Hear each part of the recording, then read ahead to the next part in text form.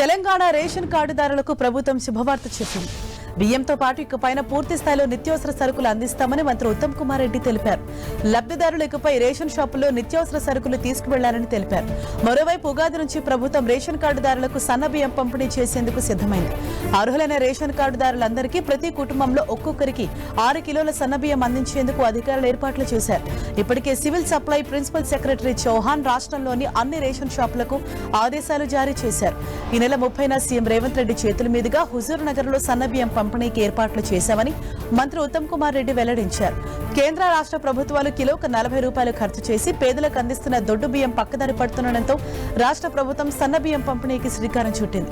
రాష్ట్రంలో ఇన్నాళ్లు పంపిణీ చేస్తున్న దొడ్డు బియ్యంను లబ్ధిదారులు తినకుండా అమ్ముకుంటుండటంతో అవన్నీ రీసైక్లింగ్ కు, బీర్ల తయారీ కంపెనీలకు, కోళ్ల ఫారాలకు దారి మళ్లుతున్నాయని ప్రభుత్వం గుర్తించింది. దొడ్డు బియ్యం పంపిణీతో ప్రజాధనం దుర్వినియోగం అవుతుందని భావించి సన్న బియ్యం అందించాలని నిర్ణయించింది. రైతులకు 500 రూపాయల బోనస్ చెల్లించి వానాకాలంలో 24 లక్షల టన్నుల సన్నధాన్యం సేకరించింది. వీటిని నిల్వ చేసి మిల్లింగ్ చేసి సన్న బియ్యం పంపిణీ చేస్తోంది. యాసంగిలో వచ్చే సన్న వడ్లను కూడా బోనస్ తో సేకరించి రాష్ట్రంలోని రేషన్ లబ్ధిదారులకు సన్న బియ్యం అందించేందుకు సివిల్ సప్లై శాఖ సన్నాహాలు చేస్తోంది.